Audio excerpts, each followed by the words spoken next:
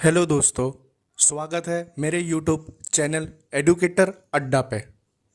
आज का हमारा टॉपिक है मॉडिफाइड डिस्ट्रीब्यूशन मेथड, जिसको मोदी मेथड भी कहा जाता है या फिर यूवी मेथड भी कहा जाता है।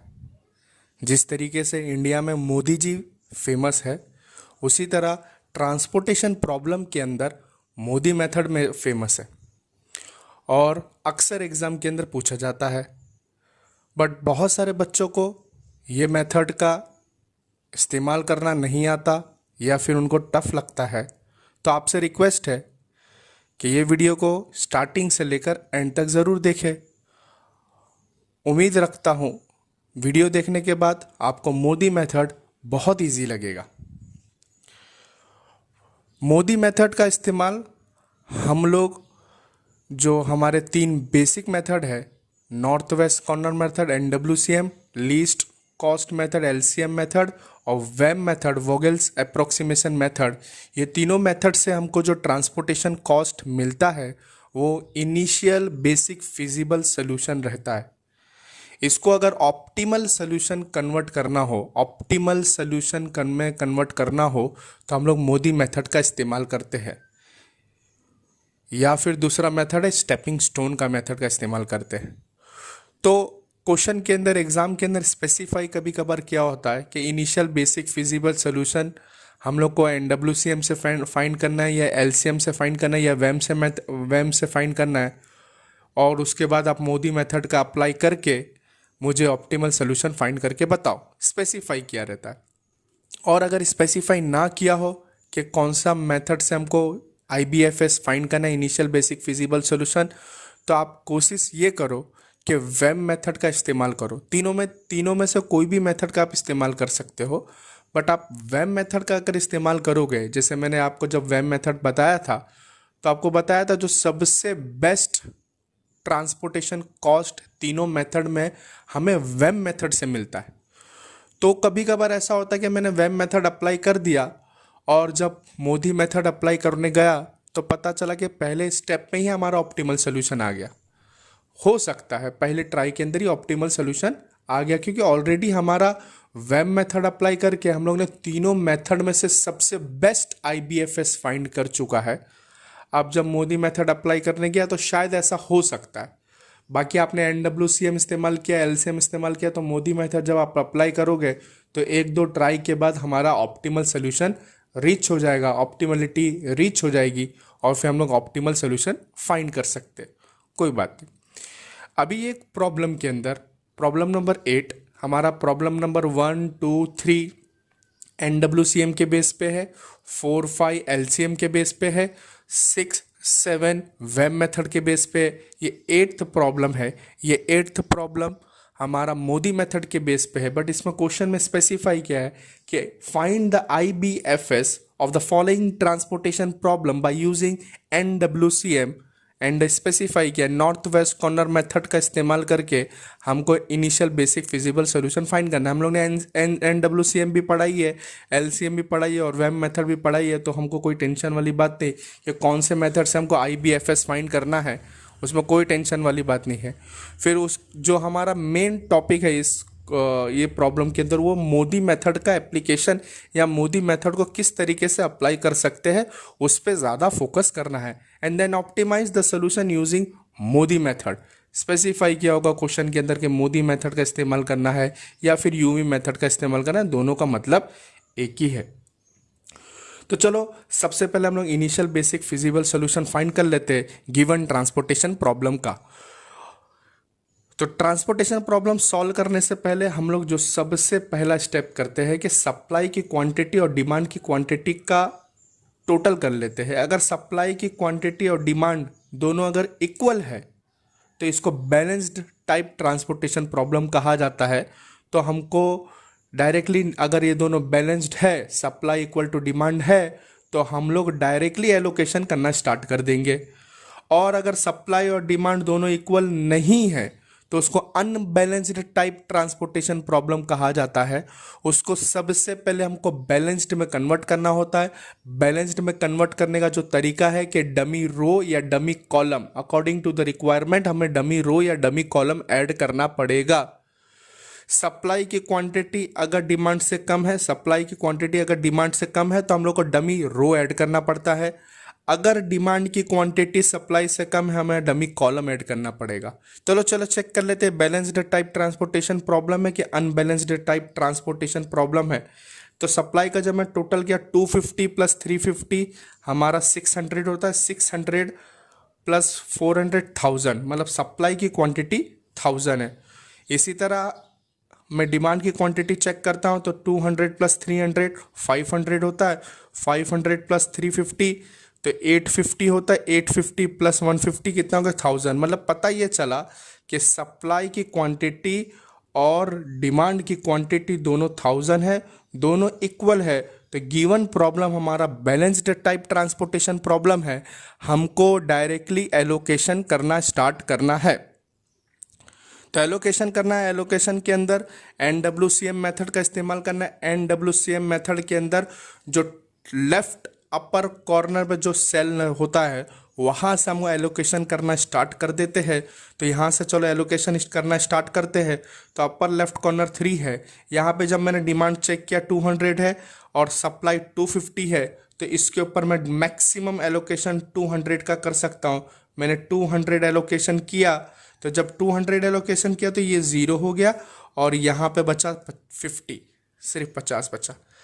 अब मैं मूवमेंट करना है, मुझे राइट साइड या लेफ्ट डाउनवर्ड साइड मूवमेंट कर सकता हूँ। तो मैं जब डाउनवर्ड चेक करता हूँ यहाँ पे डिमांड 0 हो गया, तो यहाँ पे डाउनवर्ड साइड तो मूवमेंट नहीं कर सकता, मैं राइट साइड राइट वाले सेल पे मूवमेंट करता हूँ। तो राइट वाले सेल पे मूवमेंट किया तो राइट वाले के अंदर मैंने देखा कि यहाँ पे सप्लाई 50 बचा था, यहाँ पे डिमांड 300 था, तो मैक्सिमम एलोकेशन मैं 50 का कर सकता हूँ। तो मैंने 50 का एलोकेशन कर दिया। 50 का जब एलोकेशन किया तो यहाँ पे 250 बच गया, 250 बचा और यहाँ पे 0 बच गया। अब मैं राइट साइड मूव नहीं कर सकता क्योंकि सप्लाई 0 हो गया। अब मैं डाउनवर्ड साइड मूव करता हूँ।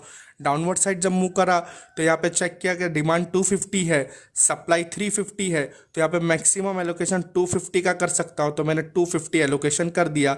250 एलोकेशन कर दिया तो ये डिमांड हमारा 0 हो गया।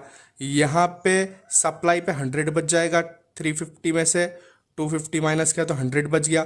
अब मैं डाउनवर्ड मूव नहीं कर सकता हूँ, राइट साइड ही मूव करना पड़ेगा क्योंकि डिमांड 0 हो चुका है। राइट साइड जब मूव किया तो यहाँ पे मैं डिमांड चेक किया 350 है, यहाँ पे 100 है, तो यहाँ पे मैं मैक्सिमम एलोकेशन 100 का कर सकता हूँ। तो 100 का एलोकेशन कर दिया तो यहाँ पे बचेगा, कितना बचेगा यहाँ पे 350 माइनस 250 100 बचेगा, तो हमारा 250 बच जाएगा और यहाँ पे 0 हो जाएगा सप्लाई के अंदर। अब मैं राइट साइड मूव नहीं कर सकता क्योंकि सप्लाई 0 हो चुका है, डाउनवर्ड ही मूव करना पड़ेगा। तो डाउनवर्ड मूव करने के टाइम मैंने चेक किया कि यहाँ पे मेरे पास डिमांड 250 है, यहाँ पे सप्लाई 400 है, मैक्सिमम एलोकेशन मैं 250 का कर सकता हूँ। मैंने 250 का एलोकेशन कर दिया और तो 250 का एलोकेशन किया तो ये 0 हो गया और यहाँ पे 150 बचा। 400 माइनस 250 कितना बचा, 150 बचा। अब मजबूरन लास्ट वाला ही नंबर है, डाउनवर्ड तो जा ही नहीं सकते, राइट पे आया। राइट पे जब आया तो डिमांड चेक किया 150 का है, सप्लाई भी 150 बच गया था, तो यहाँ पे मैं मैक्सिमम एलोकेशन 150 का कर सकता हूँ। 150 का जब एलोकेशन किया तो ये भी 0 हो गया, ये भी 0 हो गया। तो देखा कि मैंने NWCM मेथड का इस्तेमाल करके एलोकेशन कर लिया। एलोकेशन करने के बाद हम लोग ट्रांसपोर्टेशन कॉस्ट फाइंड कर देते हैं, जिसको हम लोग टोटल कॉस्ट भी कहा जाता है। टोटल कॉस्ट फाइंड करने का जो तरीका है, जो सेल का नंबर है और जो एलोकेशन किया, दोनों को मल्टीप्लाई करना है, प्लस दूसरे सेल का जो नंबर है वो कॉस्ट है और जो एलोकेशन किया उसके साथ मल्टीप्लाई करके इस तरीके से मल्टीप्लाई प्लस एडिशन करते जाना है। तो फर्स्ट वाला नंबर है 3 multiply by 200 plus 1 multiply by 50 plus 6 multiply by 250, 6 multiply by 250 plus 5 multiply by 100 plus 3 multiply by 250 plus 2 multiply by 150। तो with the help of calculator we can calculate the total cost. Total cost find कर लेते हो तो 3 multiply by 200 plus 50 होगा plus 6 multiply by 250 bracket close plus 5 multiply by 100 तो 500 होगा plus 3 multiply by 250 plus 300। तो हमारा जो टोटल कॉस्ट होगा, टोटल कॉस्ट हमारा जो with the help of NWCM हम लोग ने फाइंड किया है, कितना मिला 3700। तो हमारा टोटल कॉस्ट कितना मिल गया, total cost is equal to 3700 rupees. ये है हमारा total transportation cost for the given problem. और ये हम लोग ने टोटल कॉस्ट किसके हिसाब से फाइंड किया, NWCM के हिसाब से फाइंड किया। उसके बाद हम लोग ये चेक करते हैं कि जो गिवन प्रॉब्लम है, अब जो हमारा नेक्स्ट स्टेप था कि ये IBFS फाइंड कर लिया। IBFS फाइंड करने के बाद हमको मोदी मेथड का इस्तेमाल करना है। तो मोदी मेथड अप्लाई करने से पहले ये चेक कर लो कि नॉन डीजनरेटेड प्रॉब्लम है या फिर डीजनरेटेड प्रॉब्लम है। तो वो चेक करने के लिए फॉर्मूला जो होता है वो होता है m+n-1। तो m यहाँ पे होता है नंबर ऑफ रो, n होता है नंबर ऑफ कॉलम। यहाँ पे नंबर ऑफ रो PQR 3 रो है, तो 3, नंबर ऑफ कॉलम 4 है, तो 3 + 4 - 1। 3 + 4 - 1 कितना होता है, 3 + 4 7, 7 - 1 आंसर कितना है हमारा 6। तो हमको पता होना चाहिए कि m+n-1 6 आया, तो यहाँ पे नंबर ऑफ एलोकेशन भी 6 होना चाहिए। अगर ये दोनों इक्वल है तो ये नॉन डीजनरेटेड टाइप प्रॉब्लम है। और नॉन डीजनरेटेड टाइप प्रॉब्लम के अगर ये नॉन जनरेटेड टाइप प्रॉब्लम है तो हम लोग डायरेक्टली मोदी मेथड अप्लाई कर सकते हैं। तो 6 आया, तो 6 एलोकेशन चेक कर लेते हैं, 1 2 3 4 5 6 एलोकेशन भी 6 है। मतलब ये प्रॉब्लम m+n-1 को सेटिस्फाई कर रहा है, इसीलिए ये नॉन डीजनरेट टाइप प्रॉब्लम है।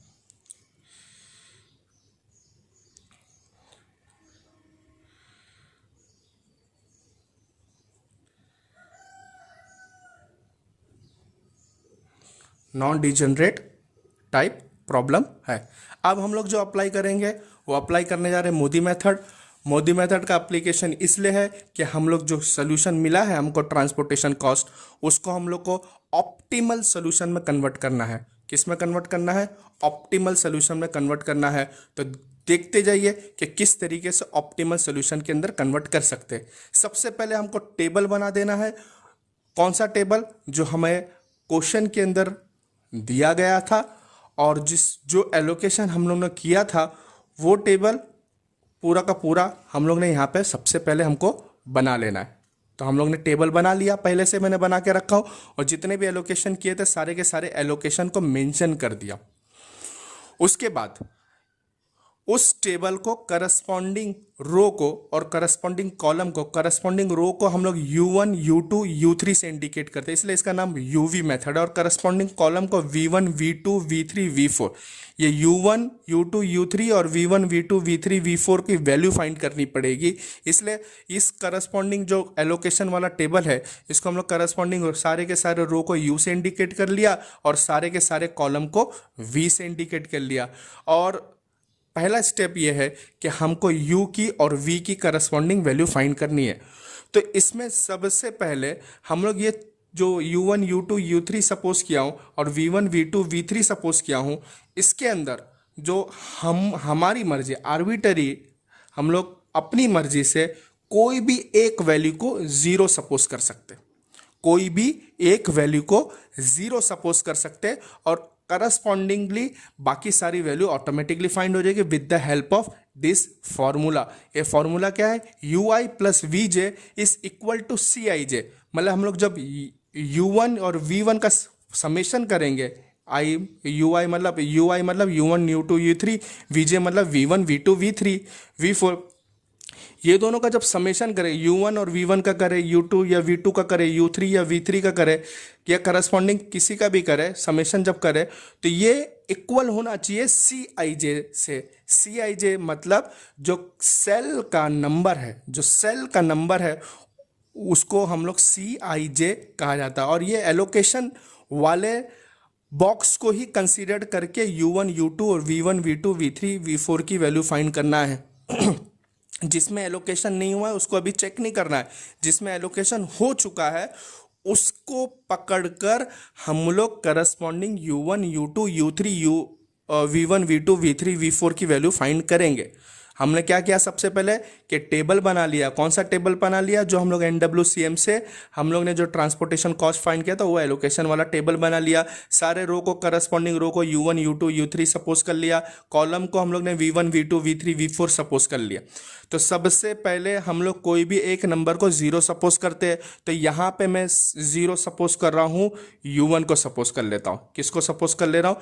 U1 को जब मैंने 0 सपोज किया तो अब इसके हेल्प से मैं करस्पॉन्डिंग सारे के सारे वैल्यू फाइंड कर लेता हूँ। तो जैसे U1 को अगर मैंने 0 सपोज किया तो V1 मेरे पास ऑटोमेटिकली बन जाएगा, क्योंकि UI plus VJ is equal to CIJ होता है। तो यहाँ पे मैं कौन सी वैल्यू लिखूँ जिसको हम लोग ये दोनों को जब समेशन करें तो ये वाला बॉक्स का नंबर आना चाहिए। तो यहाँ पे आंसर कितना है? CIJ ऑलरेडी 3 दिया हुआ है।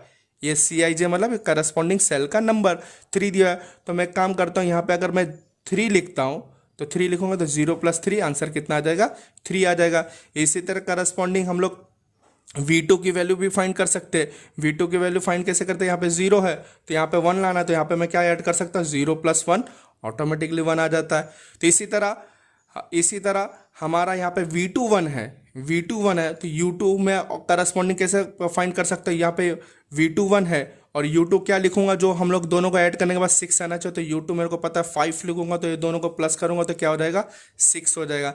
इसी तरह देखो यहाँ पे V3 फाइंड करना है। तो V3 फाइंड करने के लिए देखो, V3 फाइंड करना है तो यहाँ पे मैं कौन सी वैल्यू लिखूँ जिसके वजह से दोनों को प्लस करने के बाद आंसर 5 आए। तो V3 की मैं वैल्यू में 0 लिखूंगा तो 5 + 0 5 हो जाएगा ऑटोमेटिकली।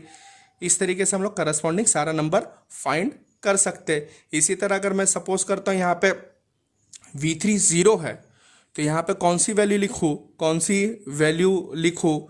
मेरे U3 की कौन सी वैल्यू लिखूँ जिसका करस्पॉन्डिंग आंसर 3 आना चाहिए? तो यहाँ पे मेरे को पता है मैं 3 लिखूंगा तो 3 + 0 3 हो जाएगा। इसी तरह देखो यहाँ पे मेरे को V4 की वैल्यू फाइंड करना है। V4 की वैल्यू मैं कौन सी लिखूँ जिसको दोनों को ऐड करने के बाद आंसर 2 आना चाहिए? तो V4 की वैल्यू मैं -1 लिखूंगा तो 3 - 1 कितना आंसर आ जाएगा? 2 आ जाएगा। इस तरीके with the help of this formula मैंने U1 U2 U3 की और V1 V2 V3 V4 की वैल्यू फाइंड कर ली। ये सबसे पहला स्टेप है मोदी मेथड का। और इसके अंदर आर्बिटरी हम लोग अपनी मर्जी से कोई भी एक वैल्यू को 0 सपोज करके करस्पॉन्डिंग वैल्यू फाइंड कर सकते हैं। और करस्पॉन्डिंग वैल्यू फाइंड करने के टाइम हमको जो एलोकेटेड सेल है उसी को कंसीडर करके करस्पॉन्डिंग वैल्यू फाइंड करना है। ये हो गया हमारा पहला स्टेप। दूसरा स्टेप है कि अब जो अनएलोकेटेड सेल है जिसके ऊपर एलोकेशन नहीं हुआ है उसका पेनल्टी फाइंड करना है। तो यहां पे देखो ये वाले नंबर पे एलोकेशन, ये पूरा का पूरा टोटल सेल 12 है, 6 एलोकेशन हो चुका है, मतलब 6 अनएलोकेटेड सेल है। कौन सा? ये 7 वाला है, 4 वाला है, 2 है, 9 है। तो इसकी जो पोजीशन है उस पोजीशन को मैंने लिख लिया पेनल्टी फाइंड करने के लिए। उस पोजीशन जैसे 7 है तो 7 कौन सा? पहले रो और थर्ड कॉलम का नंबर है तो मैंने लिख लिया P13। इसी तरह 4 वाला जो नंबर है वो पहले रो 4th कॉलम का तो P14 लिख लिया। इसी तरह ये 2 है वो 2 सेकेंड रो 1st कॉलम का है। इसी तरह 9th वाला जो नंबर है 2nd रो 4th कॉलम का है। इसी तरह जितने भी अनएलोकेटेड सेल है उसका करस्पॉन्डिंग पोजीशन लिख लिया। और पेनल्टी कैसे फाइंड करते हैं? With the help of this formula UI + VJ - CIJ, इसका इस्तेमाल करके हम लोग हर अनएलोकेटेड सेल का पेनल्टी फाइंड करेंगे। सबसे पहले हम लोग ने U और V की वैल्यू फाइंड करी, सेकेंड स्टेप के अंदर पेनल्टी फाइंड करेंगे। तो P13 मतलब ये 7 वाला नंबर, इसका करस्पॉन्डिंग UI और इसका करस्पॉन्डिंग VJ दोनों की वैल्यू माइनस इस सेल की वैल्यू तो कितना है? इसका करस्पॉन्डिंग U की वैल्यू 0 थी, इसका करस्पॉन्डिंग V की वैल्यू भी 0 थी। तो 0 + 0 और CIJ मतलब सेल का number 0 + 0 -7 is equal to answer कितना आएगा? मेरा -7 आंसर आएगा। इसी तरह P14 इसका करस्पॉन्डिंग वैल्यू 0 थी, 0, फिर यहाँ पे करस्पॉन्डिंग वैल्यू -1 थी, -1, फिर यहाँ पे इसका CIJ की वैल्यू 4 थी तो -4, तो इसका आंसर टोटल आएगा -5 आंसर आ जाएगा। इसी तरह P21 इसका करस्पॉन्डिंग वैल्यू U2 की वैल्यू मतलब U की वैल्यू 5 थी, 5 माइनस V की वैल्यू 3 थी तो 5 - 3, और यहाँ पे CIJ की वैल्यू 2 थी तो 5 - 3 हमारा कितना आंसर आ जाएगा? इसकी करस्पॉन्डिंग वैल्यू, P21 की करस्पॉन्डिंग वैल्यू, P21 की करस्पॉन्डिंग वैल्यू हमारा 5 था, और यहाँ पे हम लोग इसका प्लस का, क्योंकि यू आई प्लस वी जे है तो 5+3 होगा, 5+3 -2, तो 5+3 8 होता है, 8 - 2 हमारा आंसर कितना आ जाएगा 6। P24 यहाँ पे ये है तो 5 - 1 ऑटोमेटिकली -1 है तो प्लस प्लस और माइनस -1 ही रहेगा, तो 5 - 1, और करस्पॉन्डिंग जो हमारा CIJ की वैल्यू है 9 है तो -9, तो 5 - 1 हमारा हो जाएगा -4, 5 - 1 हमारा हो जाएगा 5 - 1 हो जाएगा 4, 5 - 1 हो जाएगा 4, +4 -9 हमारा आंसर कितना आ जाएगा -5 आ जाएगा। इसी तरह P31 की वैल्यू, P31 ये वाला नंबर है अनएलोकेटेड सेल, तो यहाँ पे हमारा आ जाएगा 3+3 और 3+3, और यहाँ पे कितना हो जाएगा ये -8, तो 3+3 6, 6 - 8 कितना हो जाएगा 6 - 8 -2 हो जाएगा। इसी तरह P32 ये वाला वैल्यू, इसका करस्पॉन्डिंग U की वैल्यू 3 थी, 3, और यहाँ पे करस्पॉन्डिंग वैल्यू इसकी इसकी थी 1 थी, तो 3+1, और करस्पॉन्डिंग वैल्यू CIJ की 3, तो 3+1 4, 4 - 3 1। इस तरीके से हर एक जो अनएलोकेटेड सेल है उसका पेनल्टी फाइंड करना है। अगर ये सारी की सारी पेनल्टी 0 या फिर 0 से कम, पूरी की पूरी पेनल्टी, रिपीट कर रहा हूं, पूरी की पूरी पेनल्टी अगर 0 या फिर 0 से कम है तो हमको आगे स्टेप करने की ज़रूरत नहीं, हमारी ऑप्टिमलिटी रीच हो चुकी है। पहले स्टेप में जो हमारा जो भी हम लोग ने NWCM से फाइंड किया हो, वेम से फाइंड किया हो, या जिससे भी फाइंड किया हो, वही हमारा डायरेक्टली सोल्यूशन है।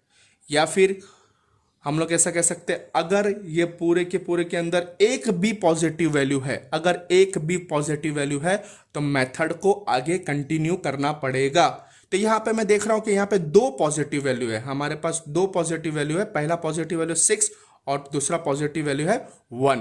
तो इस दोनों पॉजिटिव वैल्यू में से जो सबसे बड़ी पॉजिटिव वैल्यू है उसको कंसीडर करना है। तो सबसे बड़ी पॉजिटिव वैल्यू कौन सी है 6, तो मैंने इसको कंसीडर कर लिया, इसको सर्कल कर लिया। और ये 6, ये जो पेनल्टी आया था वो किसका आया था, कौन से अनएलोकेटेड सेल का आया था, P21 का आया था। 21 मतलब सेकेंड रो फर्स्ट कॉलम, तो इस वाले नंबर का आया था। तो ये नंबर का इस्तेमाल कर कर हमको लूप बनाना है। लूप बनाने में बहुत लोगों को कंफ्यूजन होता है, लूप बनाने के अंदर बहुत लोगों को डाउट रहता है। तो लूप बनाने का जो सबसे सिंपल तरीका ये है कि हमको सिर्फ और सिर्फ जो नंबर से स्टार्ट करना है, जैसे P21 highest penalty positive number है तो यहां से स्टार्ट करना है। हम लोग 2 ही काम कर सकते, या फिर हॉरिजॉन्टल मूव कर सकते या फिर वर्टिकल मूव कर सकते। हॉरिजॉन्टल लाइन बना सकते या फिर वर्टिकल लाइन बना सकते। और हॉरिजॉन्टल जब लाइन बनाना हो या फिर वर्टिकल लाइन बनाना हो तो मैं वही मूवमेंट कर सकता हूं जहां पे एलोकेशन हुआ है। जहां पे एलोकेशन नहीं हुआ है वहां मूवमेंट नहीं कर सकता। तो यहां से मुझे स्टार्ट करना है तो मैं यहां से स्टार्ट कर रहा हूं, तो मैं हॉरिजॉन्टल या वर्टिकल मूव कर सकता हूं, तो मैं ऊपर मूव कर सकता हूं या राइट साइड मूव कर सकता हूं। तो मैं काम करता हूं, सबसे पहले मैं राइट साइड मूव कर लेता हूं, तो राइट साइड मूव कर लिया। अब जैसे ही मैं एलोकेशन सेल, एलोकेटेड वाले सेल के पास मूवमेंट लिया हूं तो मुझे राइट मतलब मुझे अप या डाउन मतलब टर्न मारना जरूरी है। और टर्न में वहीं मार सकता हूं जहां पे एलोकेशन हुआ है। सपोज करता मैं 2 से डायरेक्टली 5 पे आता तो 5 से मैं 3 पे तो मुझे मजबूरन 3 की तरफ आना पड़ता, 3 के बाद 2 पे आना पड़ता, फिर 2 से मैं कहीं जा ही नहीं पाता। मुझे क्लोज्ड लूप बनना चाहिए, क्लोज्ड लूप बनना जरूरी है। इसलिए मैंने क्या किया, 2 से पहले वाले एलोकेशन वाले एलोकेटेड सेल वाले के पास ही गया। अब यहां से मुझे मूवमेंट करना है, मैं वर्टिकली लाइन बनाता तो यहाँ पर टर्न मारना, तो टर्न कहाँ मार सकता है, एलोकेटेड वाले नंबर के बाद, तो एलोकेटेड नंबर यही है, तो यहाँ पर टर्न मार लिया। अब यहाँ से भी मुझे वापस टर्न मारना पड़ेगा, तो यहाँ पे मैं एलोकेटेड वाले नंबर के पास टर्न मार लिया। अब वापस यहाँ से मुझे टर्न मारना पड़ेगा, तो टर्न मारना पड़ा, तो यहाँ से टर्न मार के मैंने क्लोज्ड लूप बना लिया।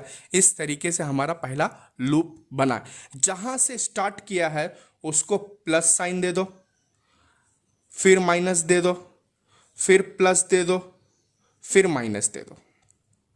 ठीक है, जहां से स्टार्ट किया है उसको प्लस देना है, फिर बचे हुए को माइनस, फिर प्लस, फिर माइनस।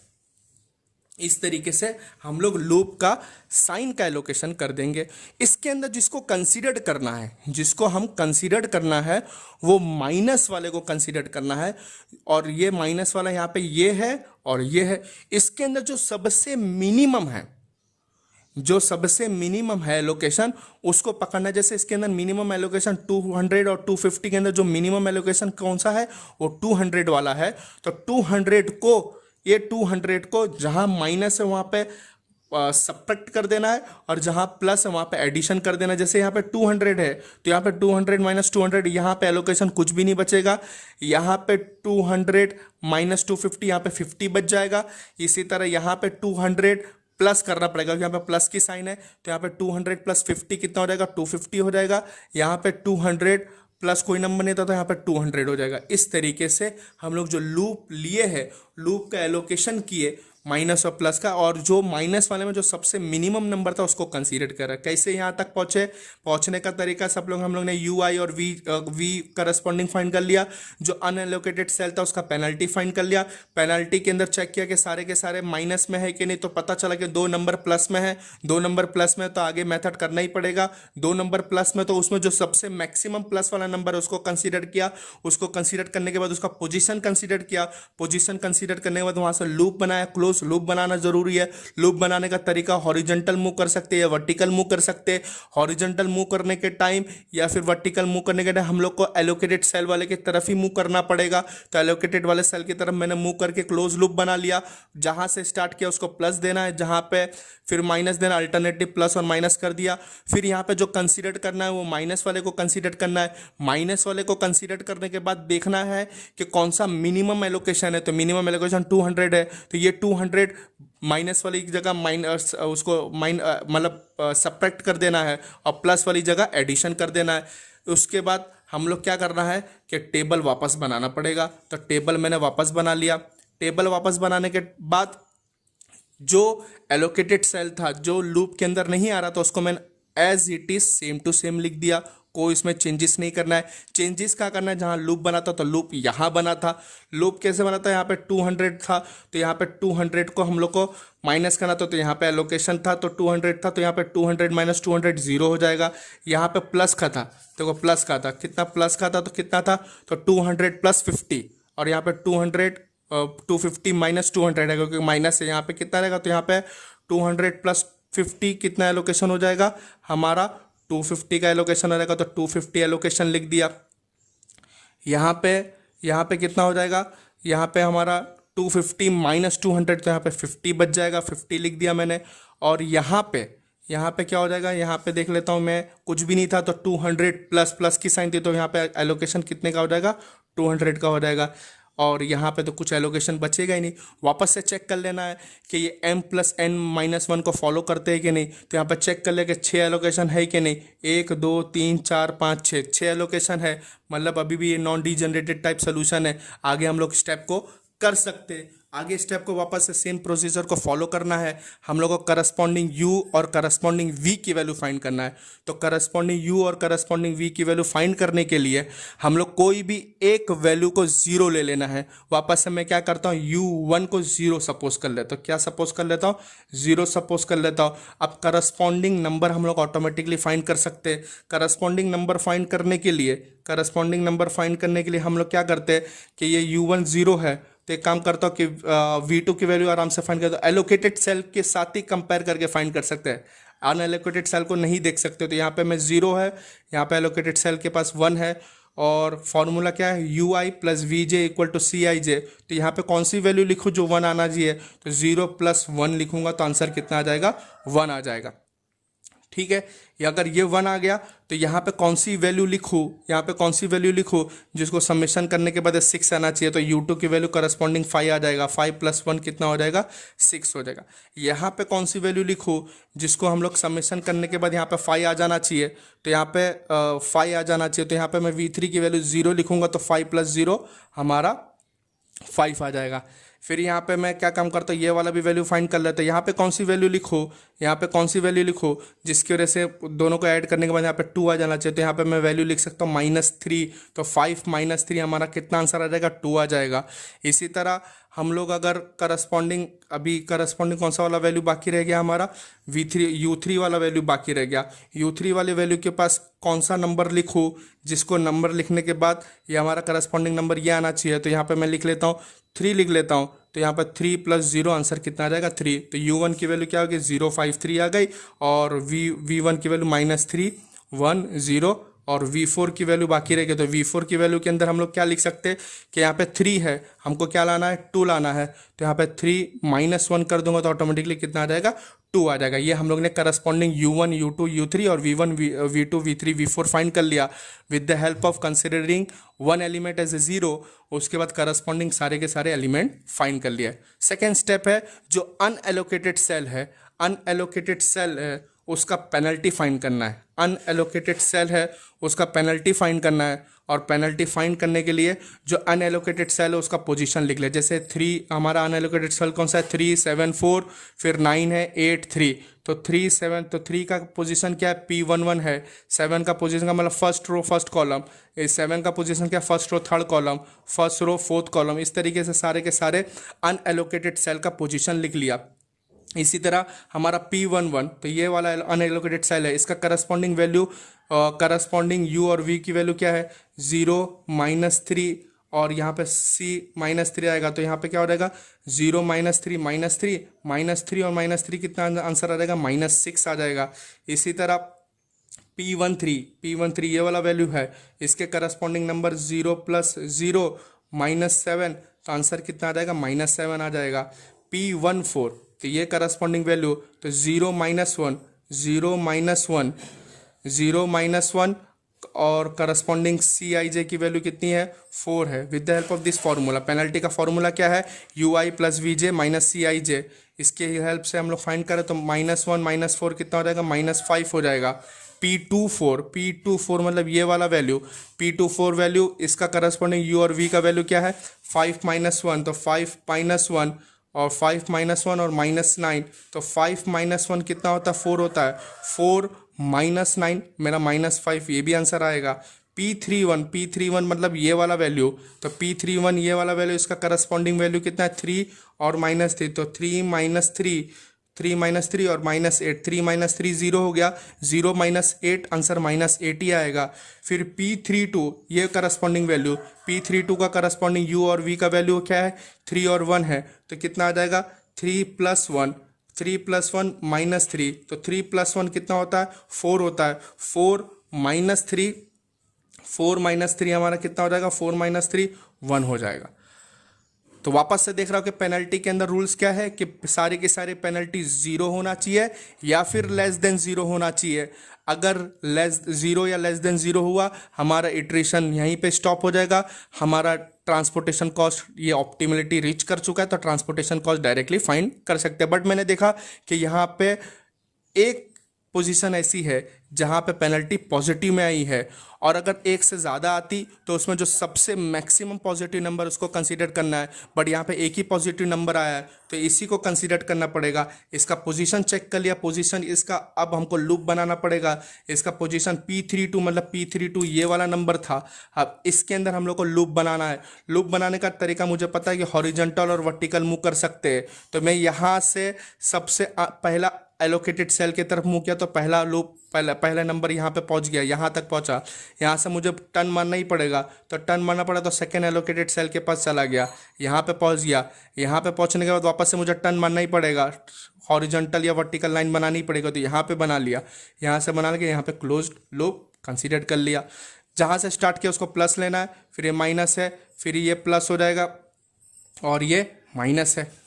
ठीक है, तो इस माइनस के अंदर जो सबसे छोटा माइनस है, तो ये दोनों माइनस के अंदर ये एलोकेशन 250 था, यहाँ पे 50 है, तो इसमें छोटा कौन सा है, 50 वाला है। तो ये 50 को जहाँ पे प्लस है ऐड कर दो, और जहाँ पे माइनस वहाँ पे सब्ट्रैक्ट कर दो, तो हमारा नया, तो यहाँ पे 50 - 50 यहाँ पे 0 हो जाएगा। यहाँ पे 50 - 250 यहाँ पे 200 बचेगा। यहाँ पे 50 प्लस 100 आ जाएगा तो 150 होगा, यहाँ पे नया एलोकेशन 50 आ जाएगा। तो इसका टेबल बना लेना है, जो एलोकेटेड है उसको छेड़ना नहीं है, जो एलोकेटेड है उसको छेड़ना है, जहाँ पे लूप बना है वहीं पे चेंजेस आएगा। तो मैंने टेबल बना लिया, वापस से टेबल बना लिया। टेबल बनाने के बाद हमारा जहाँ पे लूप बना था वहीं पे चेंजेस करना है। तो यहाँ पे 100 था तो 100 प्लस 50 यहाँ पे 150 हो जाता, 150 लिख दिया। यहाँ पे मैं चेक कर लेता हूँ, यहाँ पे क्या था, 3 के पास 250 था तो 250 माइनस 50 कितना हो जाएगा, 200 बचेगा। तो यहाँ पे 200 एलोकेशन कर दिया। यहाँ पे क्या था, 3 के पास कुछ नहीं था तो 50 प्लस 0 50 बचेगा, तो यहाँ पे एलोकेशन कर लिया। और यहाँ पे तो 50 माइनस 50 0। वापस से चेक कर लेना 6 एलोकेशन है कि नहीं, तो 6 एलोकेशन है तो हम लोग आगे के स्टेप कर सकते हैं, 1 2 3 4 5 6। आगे का स्टेप कैसे कर सकते हैं, तो U1 U2 U3 फाइंड करना पड़ेगा और V1 V2 V3 V4 find करना है with the help of this formula UI plus VJ plus CIJ।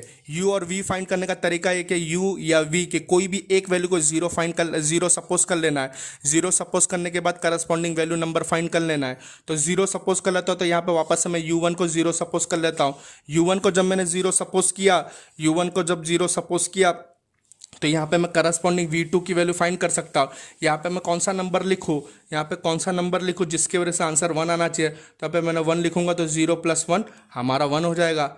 इसी हम लोग वही नंबर को कंसीडर करते हैं जहाँ पे एलोकेशन हो चुका है। तो इसका हेल्प करके इसका इस्तेमाल करके मैं काम करता हूँ, U3 फाइंड कर लेता हूँ। इसका इस्तेमाल करके मैं जब U3 फाइंड करने गया तो यहाँ पे कौन सा नंबर लिखूँ, यहाँ पे कौन सा नंबर लिखो, चुके दोनों का समेशन 3 आना चाहिए। तो यहाँ पे मैं 2 लिखूंगा तो 2 प्लस 1 कितना हो जाएगा, 3 हो जाएगा। इसी तरह इसी का इस्तेमाल कर मैं V3 फाइंड कर लेता हूँ। तो V3 फाइंड करने के लिए यहाँ पे कौन सा नंबर लिखूँ कि इसका आंसर 3 आना चाहिए। तो 2 प्लस 1 करूंगा तो 2 प्लस 1 कितना हो जाएगा, 3 हो जाएगा। कोई बात नहीं। इसी तरह यहाँ पे कौन सी वैल्यू लिखूँ कि जिसका आंसर हम लोग समेशन करने के बाद, यहाँ पे मैं समेशन करने के बाद आंसर 2 आना चाहिए। तो V4 की वैल्यू के अंदर मैं 0 पुट करूंगा तो 2 प्लस 0 कितना हो जाएगा, 2 हो जाएगा। अब कौन सा नंबर बचा हमारा, कौन सा नंबर बचा है, हमारा नंबर बचा U2 बचा है। तो यहाँ पे कौन सी वैल्यू लिखूँ, U2 वैल्यू कौन सी लिखूँ जिसका आंसर 5 आना चाहिए। और V3 ऑलरेडी 1 है तो यहाँ पे मैं 4 लिखूँ तो 4 प्लस 1 कितना हो जाएगा, 5 हो जाएगा। इसी तरह हमारा V1 बच गया। V1 के अंदर कौन सी वैल्यू लिखूँ जिसका करस्पॉन्डिंग आंसर हमारा 2 आना चाहिए। तो V1 की वैल्यू के अंदर हम लोग -2 लिखेंगे। तो -2 लिखूंगा तो 4 - 2 हमारा 2 आएगा। इसी तरह हमारा U1 U2 U3 और V1 V2 V3 V4 correspondingly find करा। किसको चेक करके फाइंड किया, जो एलोकेटेड सेल है उसी को चेक करना है। और कैसे फाइंड करना है कि कोई भी एक नंबर को 0 सपोज कर लेना U और V के बीच में। सेकेंड स्टेप है जो अनएलोकेटेड सेल है, अनएलोकेटेड सेल का पोजीशन लिख लो। अनएलोकेटेड सेल का पेनल्टी फाइंड करना है जिसमें एलोकेशन नहीं हुआ है। पेनल्टी फाइंड करने का जो तरीका UI plus VJ minus CIJ है। तो एलोकेशन फाइंड करने का तरीका यही है। तो हम लोग एलोकेशन फाइंड कर लेते हैं, पेनल्टी फाइंड कर लेते हैं। तो पेनल्टी फाइंड करने का तरीका P11, तो ये पोजीशन है, तो ये पोजीशन का U और V की वैल्यू हम लोग चेक कर लेते हैं। तो ये पोजीशन का U की वैल्यू 0 है और V की वैल्यू -2 है। तो 0 - 2 -3 तो आंसर क्या हो जाएगा, -5 आंसर आएगा। इसी तरह P13 तो ये वाला वैल्यू, इसका करस्पॉन्डिंग वैल्यू 0 और 1 है। तो यहाँ पे क्या होगा, 0 + 1 -7। तो 0 + 1 1 1 - 7 कितना आंसर आ जाएगा, -6 आंसर आ जाएगा। इसी तरह P14 तो ये वाला वैल्यू, इसका करस्पॉन्डिंग U और V की वैल्यू 0 + 0 -4 तो आंसर कितना आ जाएगा, -4 आ जाएगा। P22 मतलब ये वाला वैल्यू, इसका करस्पॉन्डिंग U और V का वैल्यू कितना है, 4 और 1 है। तो 4 + 1 5 और -6 तो क्या 4 + 1 5 5 - 6 -1 आंसर आ जाएगा। इसी तरह P24 ये वाला वैल्यू है, इसका करस्पॉन्डिंग वैल्यू क्या है, 4 + 0 -9 4 + 0 -9 तो 4 + 0 4 4 - 9 -5 आंसर आएगा। इसी तरह हमारा P31 मतलब ये वाला पोजीशन है, इसका करस्पॉन्डिंग वैल्यू 2 - 2 -8 हो जाएगा। तो 2 - 2 0 0 - 8 आंसर आ जाएगा। तो मैंने क्या देखा कि अब जो सारे के सारे जो पेनल्टी है अनएलोकेटेड सेल की, वो 0 है या फिर 0 से लेस देन है, कम है। तो हम लोग कह सकते हैं कि ऑप्टिमलिटी रिच्ड हो गई है, ऑप्टिमलिटी रीच्ड हो गई है, अब ऑप्टिमलिटी रीच्ड हो गई है, तो हम लोग डायरेक्टली ट्रांसपोर्टेशन कॉस्ट फाइंड कर सकते हैं। अगर ऑप्टिमलिटी रीच नहीं होती तो वही हम लोग का सेम प्रोसीजर फॉलो करते, लूप बनाते, पहले पॉजिटिव वैल्यू चेक करते, पॉजिटिव वैल्यू के बाद लूप बनाते, लूप के अंदर हॉरिजॉन्टल या वर्टिकल मूव करते, हॉरिजॉन्टल वर्टिकल मूव करने के बाद जहाँ से स्टार्ट किया माइनस प्लस सपोज करते, फिर अल्टरनेटिव माइनस प्लस करके फिर जो भी माइनस वाले नंबर थे उस माइनस वाले एलोकेशन के जो सबसे मिनिमम एलोकेशन था उसको पकड़ते, जहाँ पे प्लस था ऐड करते, जहाँ पे माइनस था वहाँ पे सब्ट्रैक्ट करते, फिर इस तरीके से कर सकते। बट यहाँ पे मैं देखा कि सारे के सारे पेनल्टी माइनस में आ चुकी है और सारी के सारी माइनस में या जीरो से कम है। अब ये ऑप्टिमलिटी रीच हो गई है, ये हमारा परफेक्ट हम लोग ऑप्टिमल सोल्यूशन है। इसका हेल्प करके हम लोग ट्रांसपोर्टेशन कॉस्ट फाइंड कर लेंगे। तो कैसे फाइंड करेंगे, इसको इसके साथ मल्टीप्लाई, इसको इसके साथ मल्टीप्लाई, सबका एडिशन कर लेने का, तो हम लोग टोटल कॉस्ट फाइंड कर लेते हैं। तो टोटल कॉस्ट फाइंड कर लेते हैं, टोटल कॉस्ट या फिर ट्रांसपोर्टेशन कॉस्ट दोनों एक ही मतलब होता है। तो टोटल कॉस्ट फाइंड करने का तरीका क्या है, तो 2 multiply by 200 plus 1 multiply by 250, 2 multiply by 200 plus 1 multiply by 250 plus 3 multiply by 50, 5 multiply by 150, 3 multiply by 50 plus 5 multiply by 150 plus 3 multiply by 200 plus 2 multiply by 150, 3 multiply by 200 plus 2 multiply by 150, 2 multiply by 150। इसका with the help of calculator हम लोग transportation cost find कर लेते हैं। तो 2 multiply by 200 400 होता है, plus 1 multiply by 250 तो 250 होगा, प्लस 3 मल्टीप्लाई बाय 50 150 होगा, प्लस 5 मल्टीप्लाई बाय 150, ठीक है, प्लस 3 मल्टीप्लाई बाय 200 तो हमारा 600 होगा, प्लस 300। इसी तरीके से हम लोग फाइंड कर सकते हैं टोटल ट्रांसपोर्टेशन कॉस्ट हम लोग का कितना मिल गया, ऑप्टिमम ट्रांसपोर्टेशन कॉस्ट कितना मिला है 2450। कितना मिला हमारा टोटल ट्रांसपोर्टेशन कॉस्ट कितना मिल गया 2450। तो total transportation cost is equal to 2450 rupees. NWCM से हम लोग का IBFS कितना मिला था 3700। अभी ऑप्टिमलिटी हम लोग ने चेक किया, ऑप्टिमलिटी चेक करने के बाद हम लोग का ट्रांसपोर्टेशन कॉस्ट कितना मिला 2450। इस तरीके से हम लोग मोदी मेथड का इस्तेमाल कर सकते हैं। अगर इसके बावजूद भी आपको कोई डाउट हो तो कमेंट बॉक्स में ज़रूर पूछना, ठीक है। चैनल को सब्सक्राइब अभी तक ना किया हो तो सब्सक्राइब कर लीजिए आगे के वीडियो के लिए। वीडियो अच्छी लगी हो, समझ में आया हो तो ज़रूर लाइक करिए, ठीक है, और बेल आइकन पे भी क्लिक कर दीजिए नोटिफिकेशन के लिए। Thank you.